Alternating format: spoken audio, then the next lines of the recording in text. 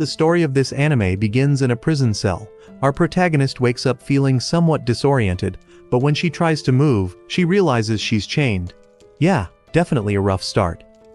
Seeing her situation, she understands that she has been captured by barbarians. We are then shown how she ended up like this. The year is 1342, the year of the dragon in the eastern continent. In barbarian territory, both armies had turned the land into a battlefield. Knights and barbarians clashed with swords and maces.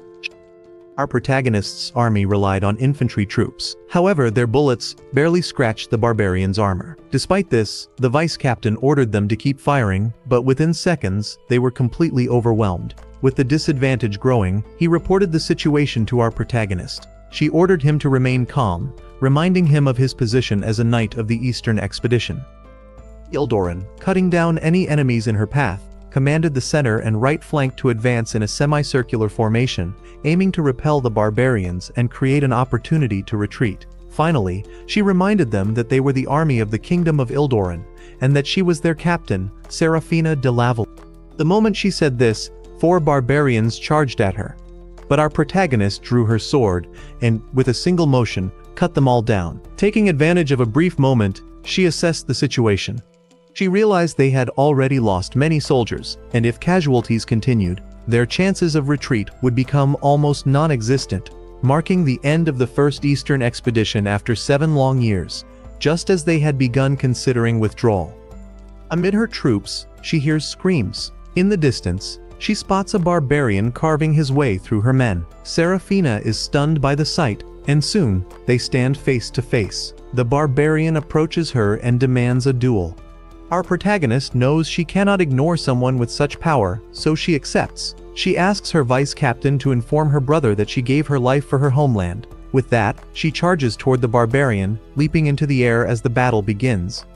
They exchange blows, but at one point, the barbarian pushes her with overwhelming force, sending her flying. Serafina rises again and re-engages, clashing swords once more. As time passes, she is gradually pushed back. Suddenly, Serafina begins to pray, asking for the blessing of Princess Wisterizia. At that moment, her sword begins to glow, and gathering all her strength, she unleashes a decisive strike. In the next instant, the blade of her sword is seen flying through the air. Everyone nearby is left in shock. Serafina collapses to the ground, completely exhausted, as she hears the barbarian praising her for lasting so long. Despite his words, she tries to stand and continue fighting, but he stops her, smiling in a disturbingly sinister way. "I'm going to make you mine," he says. Hearing this, Serafina's expression changes drastically. However, the barbarian reassures her, claiming she won't be in danger, as long as he finds ways to make use of her body. And so, we return to the present. Remembering that she is now nothing more than a war trophy, she wonders if they will force her to work in the fields like livestock, or perhaps torture her for information. Neither possibility worries her, but when she recalls his final words, a chill runs through her entire body, as she imagines what they might do to her. Because of everything that's happened, she starts rolling on the floor, saying that a noble, unmarried woman like her cannot live with such humiliation. Just then, she remembers her soldiers and wonders if they are still fighting for her, but she immediately dismisses the idea. The time they managed to buy wasn't enough for a full retreat, and even if the rear guard had escaped, the front lines would have been completely scattered. With no hope left, she assumes they are all dead or enslaved. Thinking about it further, she realizes that might not even be the worst outcome. Without control over the East, the barbarian territories, the people in the capital will gradually weaken. Frustrated at being unable to fulfill her duty as a noble, she breaks down in tears. At that moment, she hears a woman's voice. Turning around, she sees her jailer. The woman introduces herself as Circe, a servant of the man who captured her. Serafina looks her up and down, assuming she has come to extract information. Circe asks what she means. The commander demands that she stop pretending, pointing out the torture tools she brought. Circe replies that she only has one order: to make his war trophy presentable and to his liking. She then pulls on the chains, forcing Serafina to stand without resistance. Serafina had already imagined the worst kind of torture, but no matter what happens, she won't tell them anything. After this, we see the barbarian captain from before, who can no longer wait to see his prized trophy. Meanwhile, Serafina is completely soaked and breathing heavily, and Cersei remarks that she has finished cleaning her. Once again, Serafina asks what she thinks she's doing. Cersei answers that, as it should be obvious, she's removing the blood and dirt because Serafina looked like a mess. She mentions having heard that Serafina fought her master. Knowing that, she expected a rougher woman, but in the end, she found her quite This irritates Serafina, who assumes she's being mocked. She reminds her that she is a knight and doesn't need to be feminine. It doesn't matter whether she is or not. The only thing that matters, Cersei replies, is that she caught her master's attention. Hearing this, Serafina asks what she means. Cersei responds that it's useless for her to know, since she will never leave this place.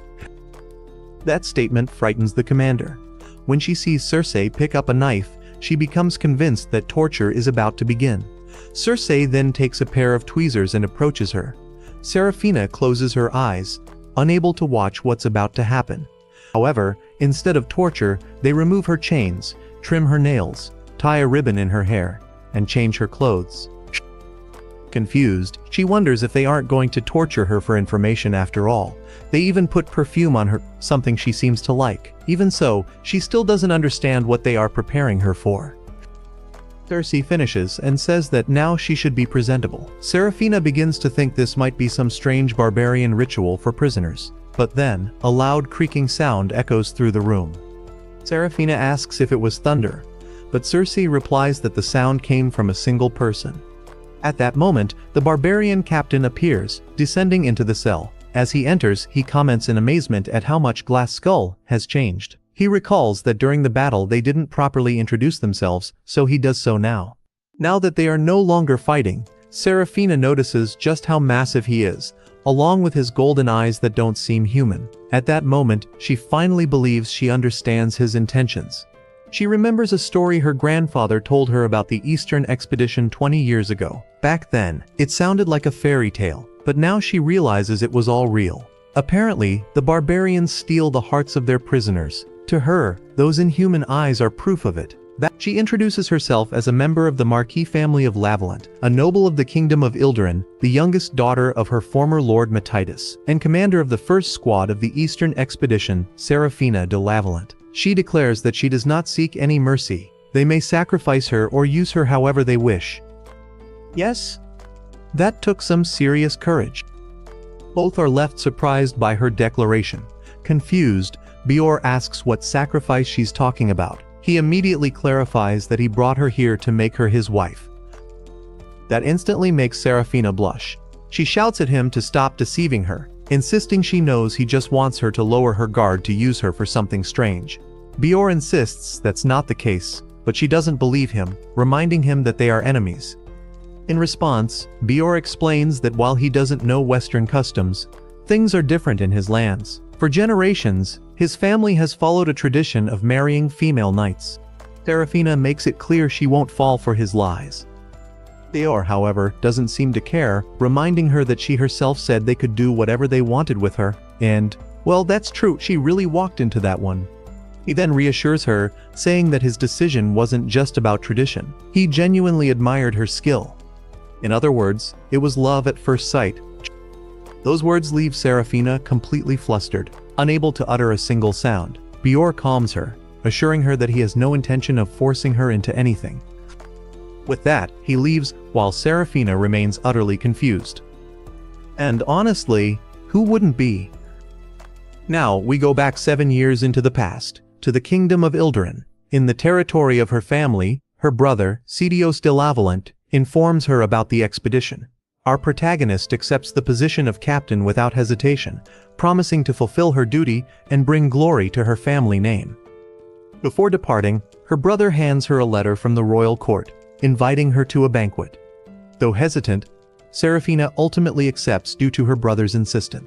In a scene change, we move to the outskirts of the capital, where people gather around an announcement for the expedition seeking volunteers. Upon seeing the pay, some are excited and consider joining, while others immediately dismiss the idea, thinking it's far too dangerous. At that moment, the Lavalent carriage arrives. Everyone lowers their heads as it passes, and we follow it all the way to the mansion. Serafina steps out, overhearing that some hadn't expected her visit. At the party, people mention that food has become scarce because of the war, though for some, it has also brought benefits. They also talk about Serafina, questioning the fact that a woman is leading the army, even if she is known to be one of the strongest in the order. They note that it's common for members of the Lavalent family to become commanders, but still question how a woman could reach such strength. Tired of hearing this, Serafina steps outside for some fresh air, but a group of ladies approaches her to keep her company. They ask if she will truly lead the Eastern expedition, mentioning that the land is full of violent, unknown creatures, supposed dragons and monsters.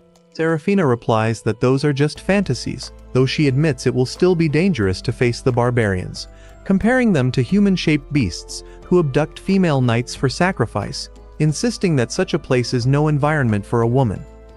Fed up with hearing the same arguments, Serafina slams her hand on the table. She declares that the kingdom of Ilderan has sought to conquer the East since its foundation, and for her, as a noble, it is an honor to be sent there to fight for the people's peace. One of the women responds that she should leave such matters to men, saying there's no point in a woman fighting. She even brings up Princess Wisteria, whom Serafina deeply admired, who disappeared on the battlefield, adding that the greatest honor for a woman is to marry and stay at home. This angers Serafina, but she holds back from striking them and walks away. Back in her carriage, she reflects on how those at the party enjoyed music while people in the streets starved. Suddenly, she hears someone calling for help. A group of men is about to attack a defenseless person, but she intervenes to stop them.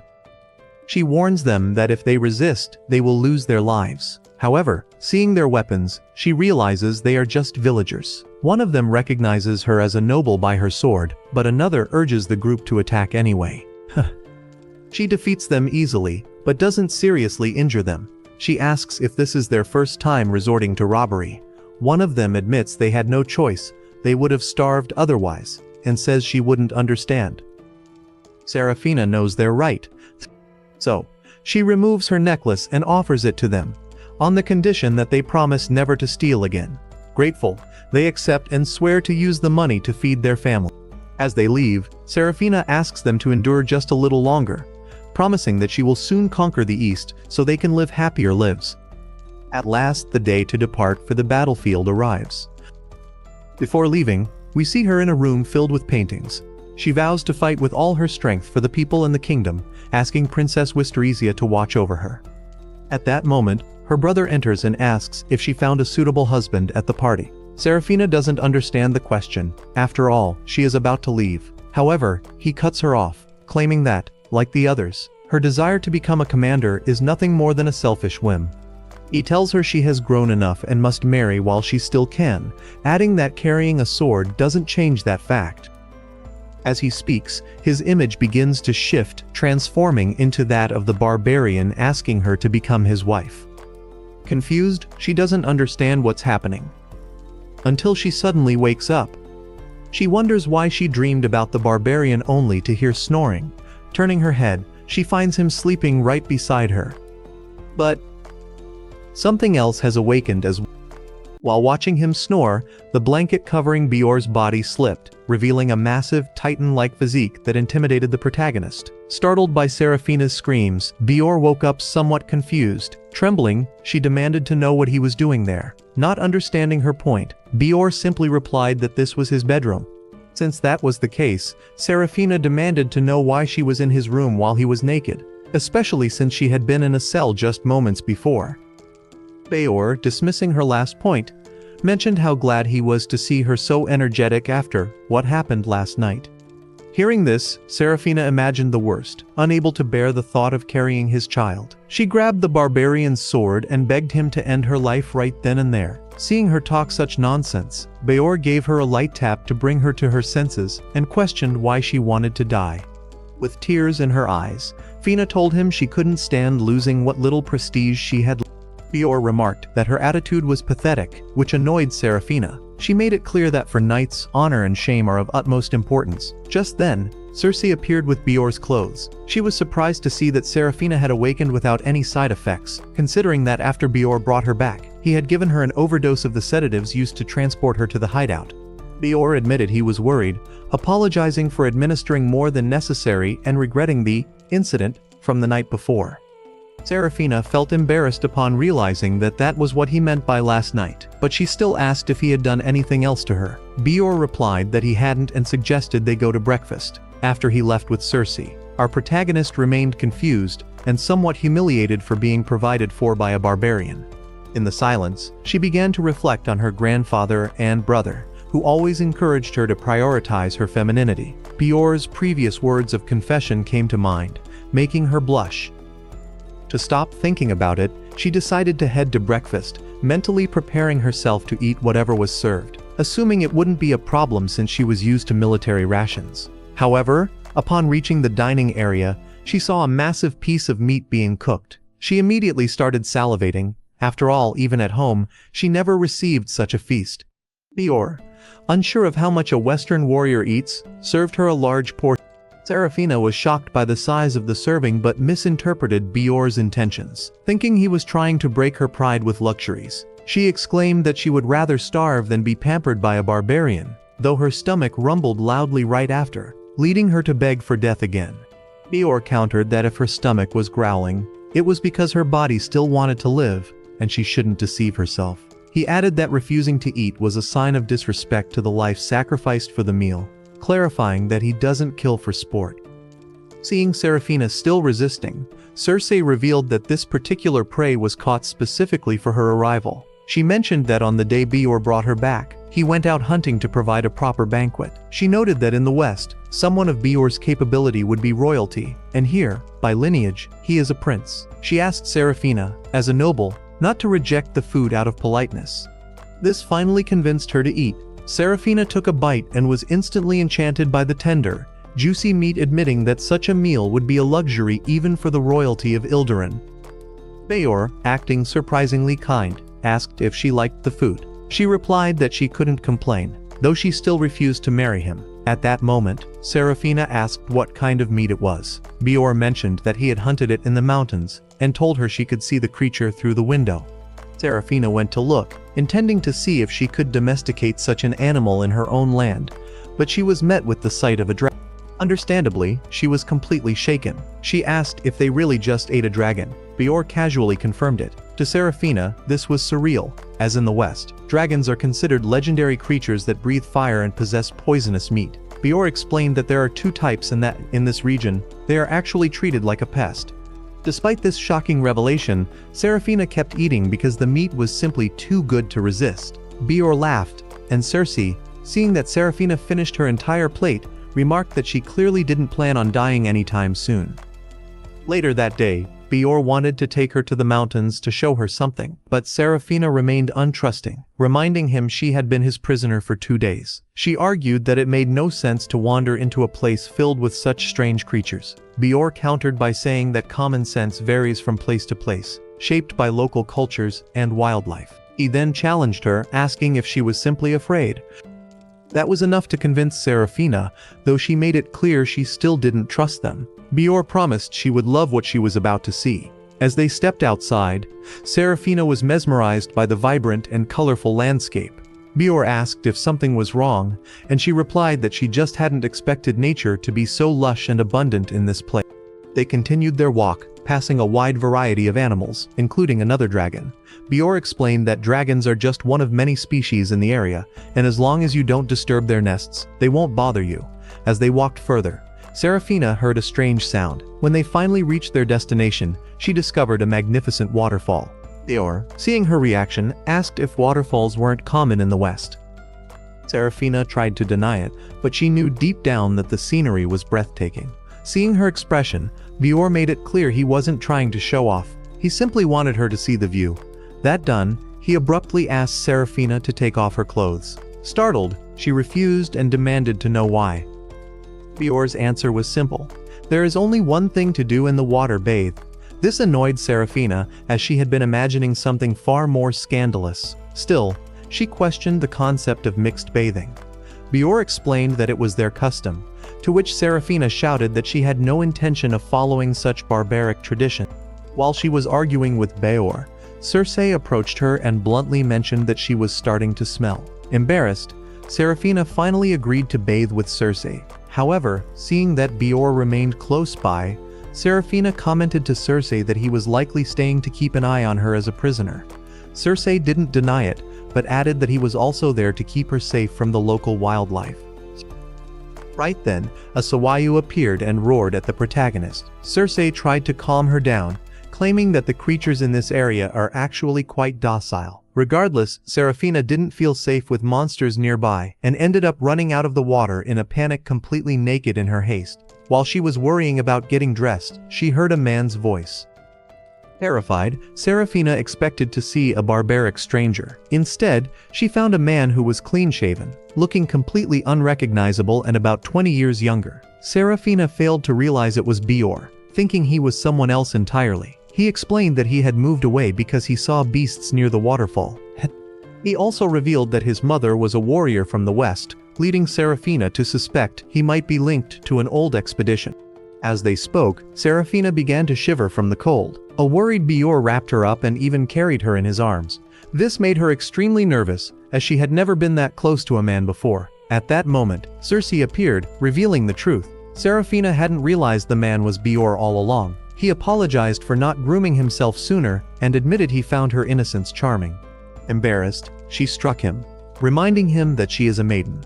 Rather than getting angry, Bior seemed to like her spirit even more. He remarked that he now feels he knows the woman he loves much better. Seraphina eventually forgave him, though she demanded he never pull a stunt like that again. He happily agreed, calling her wife once more, which irritated her,